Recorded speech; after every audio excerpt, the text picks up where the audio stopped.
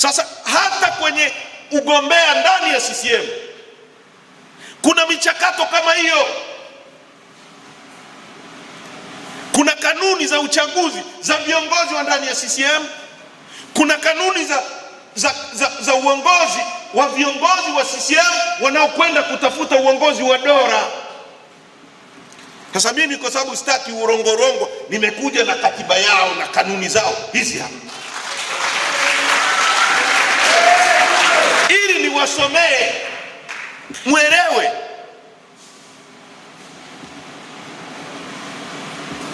Hii ni kanuni ya CCM. Wanasema utaratibu wa kuomba uongozi, ibara ya 4.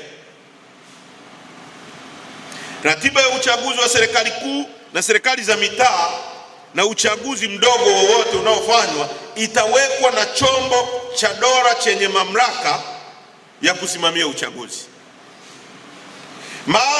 Baada ya ratiba hiyo kutolewa, katibu wa CCM wa ngazi inayohusika na uchaguzi huo atawapa fomu za uongozi za kuomba uongozi wanachama wa chama waliojitokeza kugombea.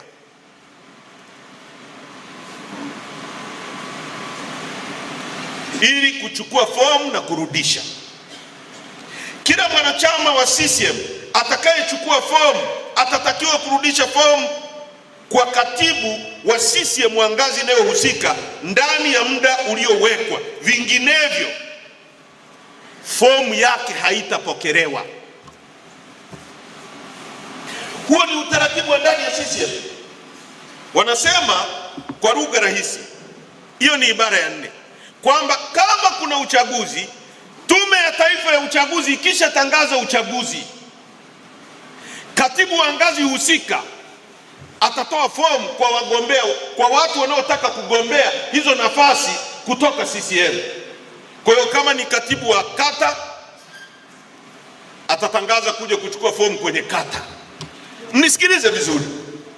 Kama ni katibu, kama unagombea ubunge, katibu wa wilaya wa CCM. Kama unagombea urais, katibu mkuu wa CCM wa taifa. Kama unagombea Zanzibar, katibu kule kwao Zanzibar. Hiyo ni ibara ya 4, ibara ndogo ya kwanza na ya pili. Wameeleza, wameenda, wanasema wanachama wanaogombea nafasi ya urais wa Jamhuri ya Muungano wa Tanzania watachukua na kurudisha fomu kwa katibu mkuu wa CCM, makao makuu ya ofisi ndogo, Dar es Salaam.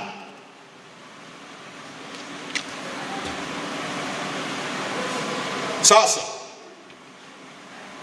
kumbe basi utaratibu wa CCM unasema uchaguzi ungetangazwa baada ya Tume ya Taifa ya Uchaguzi kutangaza, Samia Suluhu Hassan na wengine waliokuwa wanataka wagombee ndani ya chama chao wangeenda ofisi ndogo ya CCM Dar es Salaam hapo wachukue fomu.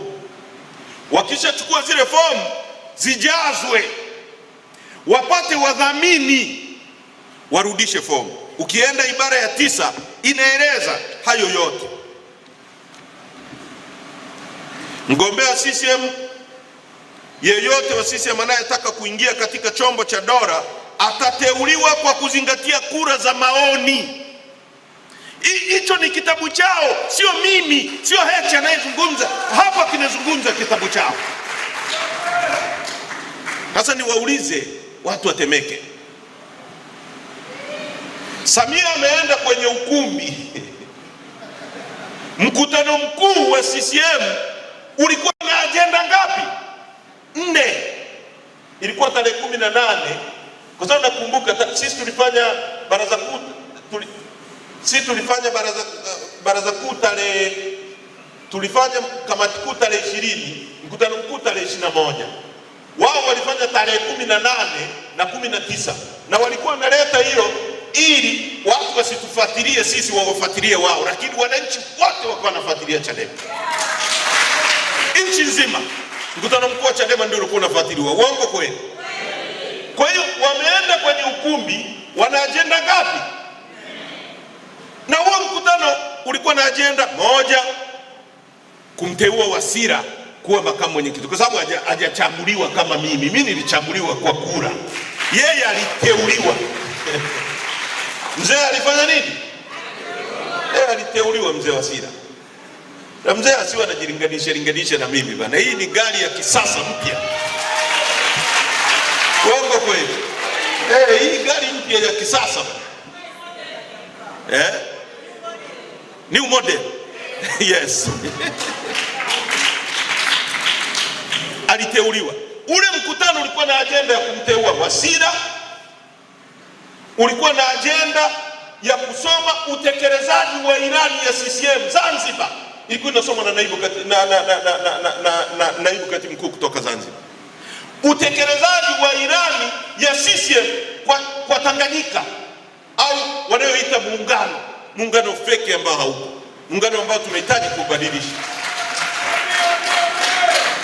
Sio, tunataka muungano mzuri ambao Zanzibar watakuwepo, Tanganyika itakuwepo, na tutakuwa na serikali sasa ya jamhuri, sio?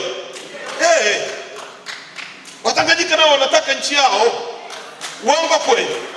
Yes. Kwa kulikuwa na hizo agenda. Hii ya huku alikuwa anaisoma mtu anaitwa Kassim Majaliwa. Kassim alikuwa waziri mkuu. Katikati ya kikao mtu akanyanyua mkono aliyesetiwa, akasema, jamani mnaonaje hapa tumalize kabisa mambo ya kupitisha na rais? Ndio. Basi imepita.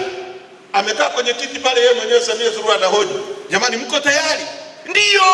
Waliosema ndio wameshinda, kwa hiyo tumpitishe mgombea. Haya, sasa utaratibu utaufanyaje?